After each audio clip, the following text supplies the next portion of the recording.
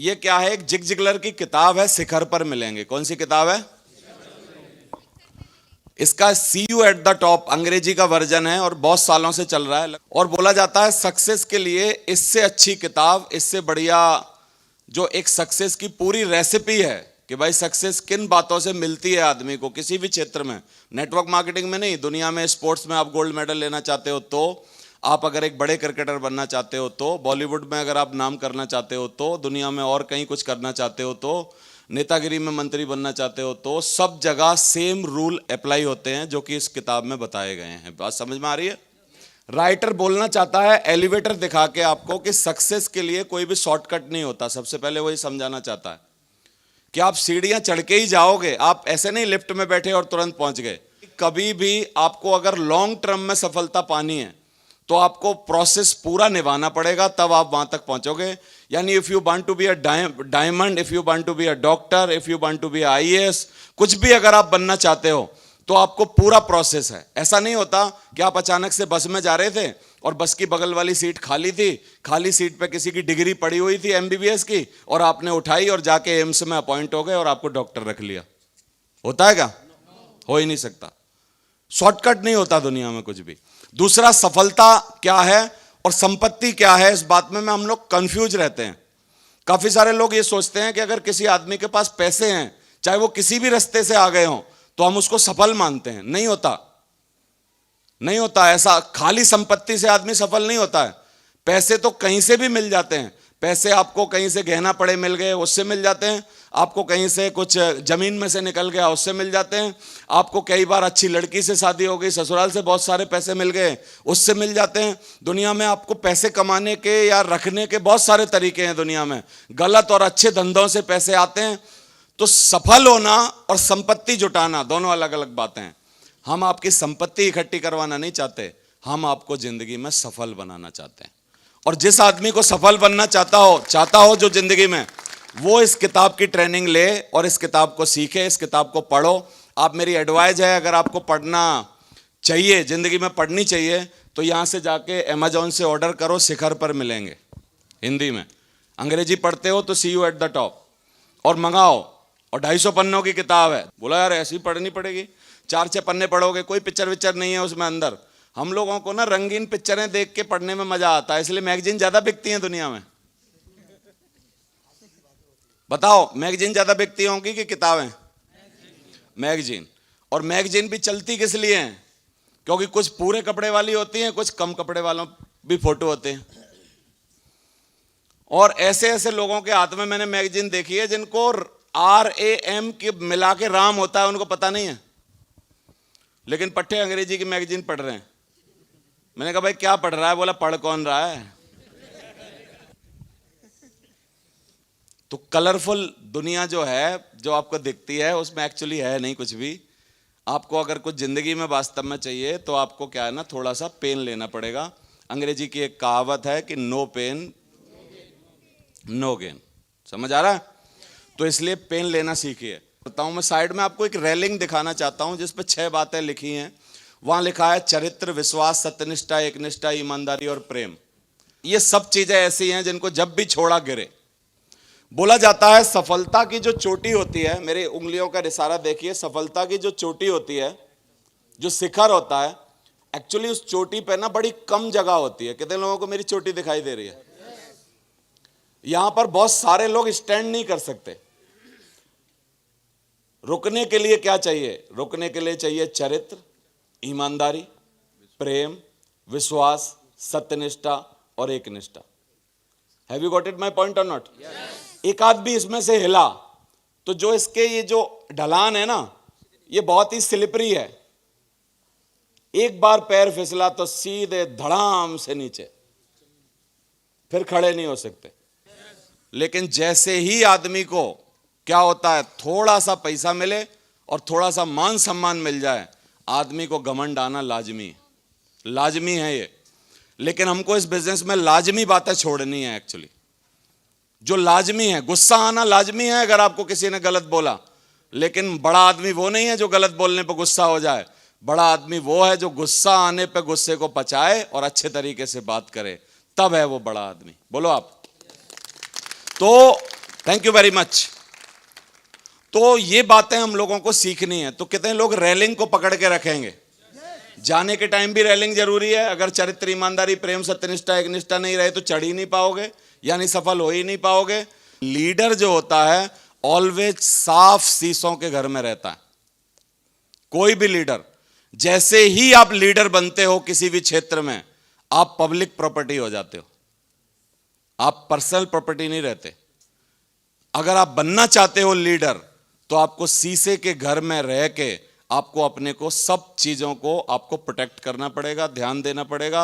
आपकी personal life खत्म हो जाती है जब आप कोई भी बड़ी जिम्मेवारियां अपने कंधे पर लेते हो। क्या मेरी बात समझ में आ रही है कि नहीं? केजरीवाल जी की पर्सनल लाइफ है आजकल कुछ? मोदी जी की दिवाली को वहां आर्मी वालों के साथ, रक्षाबंधन को फलानों के साथ, उनके फलानों के साथ, उनके वहां, और 6 साल का उनका रूटीन है। 6 साल शायद सरकार को हुए हैं, 6 साल में एक दिन की छुट्टी नहीं ली बंदे ने। क्योंकि लीडर बनना आसान नहीं है दुनिया में। लीडर बनना एक तपस्या है। क्या है? तपस्या है। और इस तपस्या का फल होता है जो आपको मान, सम्मान, इज्जत। इतिहास में नाम लिखे जाते हैं यार लीडरों के। काय में लिखे जाते हैं? इतिहास में। और मैं भी बोल रहा हूं आपको, नेटवर्क मार्केटिंग का जब इतिहास लिखा जाएगा हिंदुस्तान में, अभी क्या हुआ है, 20 साल हुए हैं सिर्फ इस इंडस्ट्री को, और 20 सालों में हमने क्या कमाया है? 20 सालों में हमने कमाया 17 साल 3 महीने की मेहनत से कि नेटवर्क मार्केटिंग इंडस्ट्री में कोई भी कंपनी में कोई कहीं भी जुड़े तो वो ऐसा हो नहीं सकता कि वो देवेंद्र शर्मा को जानता ना हो। समझ आ रहा है आपको? तो करना क्या है अब और आगे जाने के लिए क्या करना है? अब बस क्या करना है? रेलिंग को पकड़ के रखना है। सफलता मिलने लगी, पैसा मिलने लगे, अथाह दौलत आने लगी, खूब सारा मान सम्मान मिलने लगा, लोग उठाने लगे, लेकिन जैसे ही आपने कोई छोटी मोटी गड़बड़ करी, धड़ाम से नीचे। मैं ये बात जानता हूं, मैं पढ़ा लिखा आदमी हूं, समझदार हूं, किताबें पढ़ता हूं, अपने को अपग्रेड करता हूं, अंग्रेजी की किताबें मंगा के विदेशों से पढ़ता हूं, जो आपके पास हिंदी वर्जन पता नहीं 5-5, 10-10 सालों बाद आएंगे। मैं हर दुनिया के वर्ल्ड वाइड जितने बड़े नेटवर्कर हैं उनके सबके नाम आपको बता सकता हूं, चाहे वो किसी भी कंपनी में हो, क्योंकि मैं इस इंडस्ट्री का वहां जाना चाहता हूं जहां पर इस इंडस्ट्री की पराकाष्ठा होगी। मैं फिर बोल रहा हूं कि 100 करोड़ कमाने वाले लोगों के जब नाम लिखे जाएंगे, एक लिस्ट बनेगी, उसमें देवेंद्र शर्मा का नाम जरूर होगा। ऐसा हो ही नहीं सकता, ऐसा हो ही नहीं सकता कि अरबपतियों की लिस्ट बने और हमारा नाम उसमें ना आए। तो कितने लोग बोल रहे हैं कि ये रखना पड़ेगा सर, ईमानदारी रखनी पड़ेगी। कई लोग सोचते हैं कि मैं कुछ भी कर लूंगा और किसी को पता नहीं चलेगा। यार ऐसा हो ही नहीं सकता, पता ना चले। आज नहीं तो कल, कल नहीं तो परसों, परसों नहीं तो 1 महीने बाद, 1 महीने बाद नहीं तो 6 महीने बाद, 6 महीने बाद नहीं तो 1 साल बाद, पता तो चलेगा। बोलो आप। और जब पता चलेगा एकदम आप नजरों से खत्म हो जाओगे। सेल्फ इमेज है क्या? अगर मैं एक लाइन में आपको समझाने की कोशिश करूं, आपके बारे में राय क्या है? मेरे बारे में राय क्या है? क्या मैं अपने को डाउन समझता हूं तो मैं डाउन हूं? अगर मैं अपने को कमजोर समझता हूं तो मैं कमजोर हूं? अगर मैं अपने को पावरफुल समझता हूं तो मैं पावरफुल हूं? अगर मैं अपने को निर्बुद्धि समझता हूं तो निर्बुद्धि हूं? अगर मैं अपने को बुद्धिमान समझता हूं तो मैं बुद्धिमान हूं? मैं अपने को जो समझता हूं मैं वही हूं, क्योंकि मेरी राय कोई दूसरा नहीं बना सकता, और सिर्फ मेरे को अपने बारे में राय बदलनी है। और जिस दिन राय बदल गई उस दिन काम खत्म हो गया, आपकी सेल्फ इमेज सही हो गई। और आसानी से नहीं बदलेगी, ये संगत से बदलती है, ये एजुकेशन से बदलती है, ये ट्रेनिंग में आने से बदलती है, ये ऑडियो सुनने से बदलती है, क्योंकि ये कम समय में बनी नहीं है, ये सालों साल में बनी है। जब से आप पैदा हुए हो तब से लेके अब तक जितने साल आपने जिंदगी के जिए हैं उतने सालों में ये बनी है। तो क्या ये आज 1 घंटा मेरा टॉक लेने से सेल्फ इमेज पे क्या बदल जाएगी? इतना आसान नहीं है ये। अब इस पे काम करना पड़ेगा आपको कि यार मेरे को अपनी सेल्फ इमेज जो है वो धीरे धीरे इस पे काम करके क्या करनी है, अच्छी करनी है। कितने लोग करेंगे? दूसरा है दूसरों के साथ आपके रिश्ते खराब होते किस कारण से हैं? लोभ और लालच रिश्तों के बीच में जैसे ही आएगा तुरंत आपके रिश्ते ताबड़तोड़ खत्म हो जाएंगे। रिश्तों के बीच में ईगो आएगा, रिश्ते खत्म हो जाएंगे। रिश्तों के बीच में अगर बात बोलना, आपस में बोलना बंद हो जाएगा, अच्छे अच्छे रिश्ते बंद हो जाएंगे। अगर आप में से किसी से छोटी मोटी लड़ाई हो गई, मैं एक मंत्र दे रहा हूं आपको, आप लड़ना, बाल उखाड़ना एक दूसरे के, मारना पीटना, लेकिन बोली बंद मत करना, बोलना उससे, खराब बोलना। लेकिन आप ऐसा नहीं करना कि अगर पत्नी ने पति को कुछ बोला तो पत्नी ने फोन उठाने बंद कर दिए। जैसे ही आप फोन उठाना बंद करोगे, रिश्ते खत्म होने लग जाएंगे। और बातें करोगे, कितने लोग मानते हैं कि अगर बातें करेंगे तो रिश्ते दोबारा बन जाते हैं बातों से। रिश्ते बनाने का सिर्फ एक तरीका है, यू हैव टू टॉक। समझ आ रहा है कि नहीं? बातें करो। बात अगर बंद हो गई तो रिश्ते खत्म हो जाएंगे। समझ आ रहा है? तो रिश्ते बचा के रखिए। तीसरा है ध्येय, टारगेट बनाइए। बोला जाता है कि आपके मन में जो है, जीवन में, फ्यूचर में जो भी है, आप दो जगह पे लाओ। बार बार उसको अपनी जबान पे लाओ, जैसे मैं बोल रहा हूं बार बार। आपको कितनी बार बोला 100 करोड़ कमाऊंगा? जब जब मैं बोलता हूं आपको पता नहीं क्या होता है, लेकिन मेरे को अपने ऊपर और विश्वास होता है कि हाँ बेटा अब की बार तो कमा लेगा यार, अब तेरे को कोई नहीं रोक सकता यार।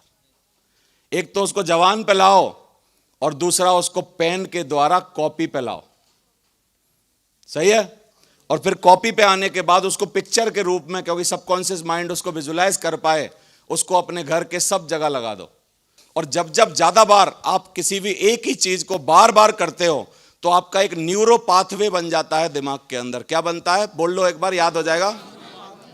कौन सा?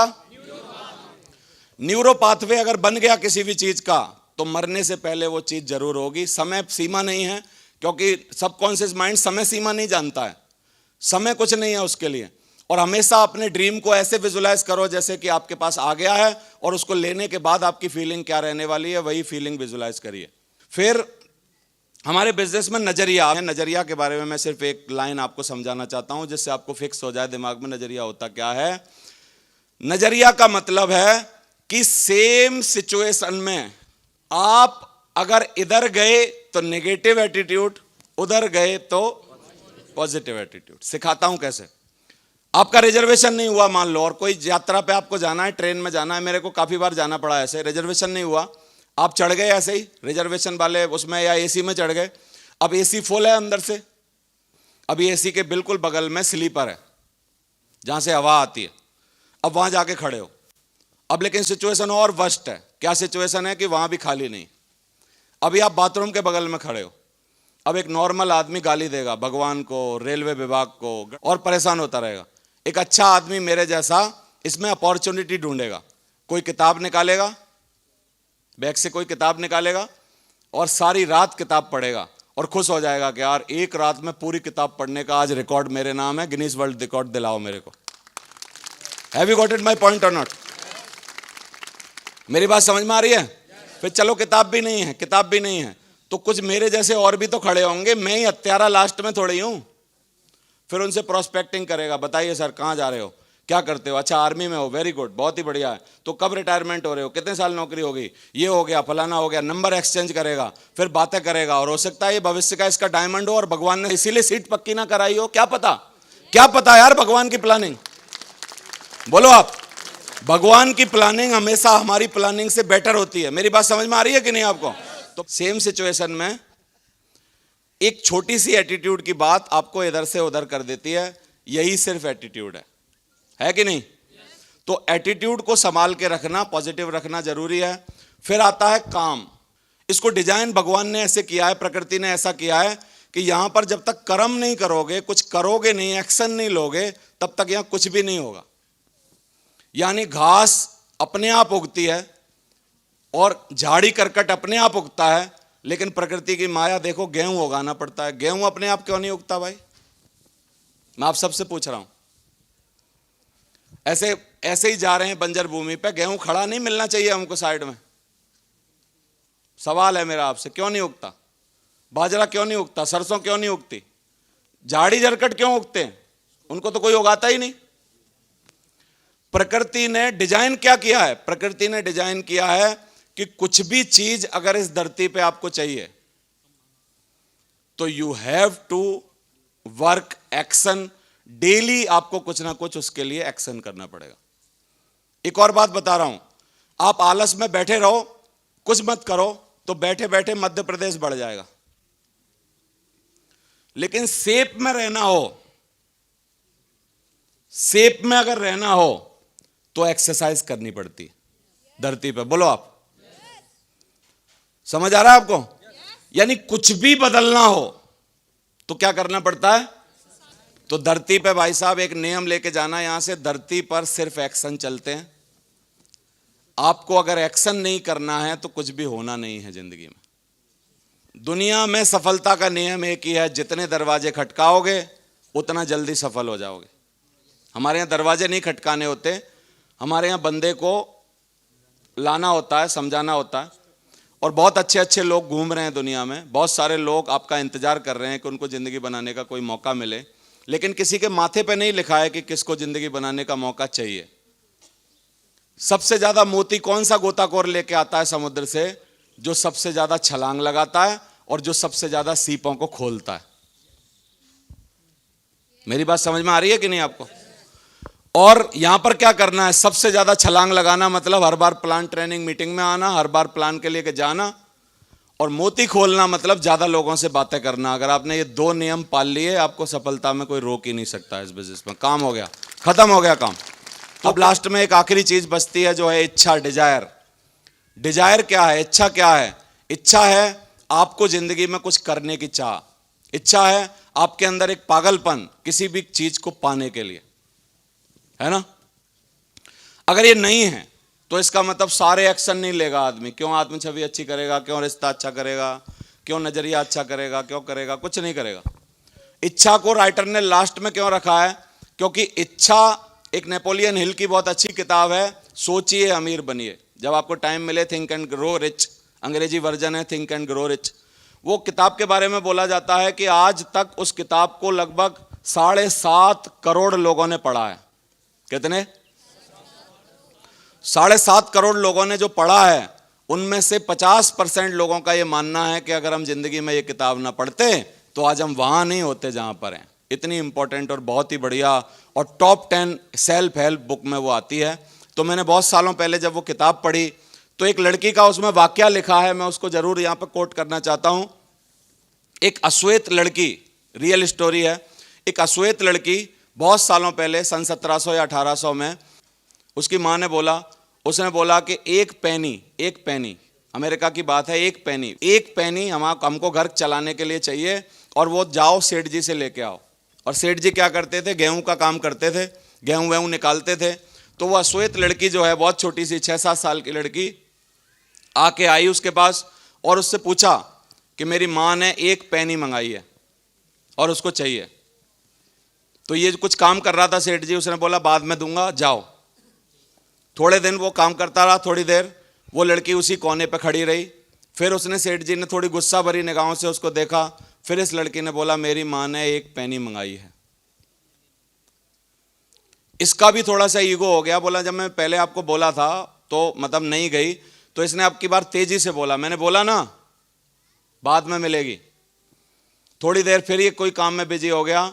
थोड़ी देर बाद उसने देखा वो लड़की उसी कोने पे खड़ी है और फिर दोबारा से उसने बोला मेरी मां ने एक पैनी मंगाई है। इस बार इसने डंडा उठा लिया और डंडा उठा के उसकी तरफ आया। वो लड़की 1 सेकंड के लिए भी वहां से चिगी नहीं और फिर उस लड़की ने भी चिल्ला के बोला मेरी मां को आज एक पैनी चाहिए ही चाहिए। बाद में इस लड़के ने, आदमी ने जो था सेठ, उसने अपनी पॉकेट में हाथ डाला, उसको एक पैनी दी और वो लड़की वहां से गई। कितने लोगों को मेरी बात समझ में आ रही है? कितने लोगों को मेरी बात समझ में आ रही है?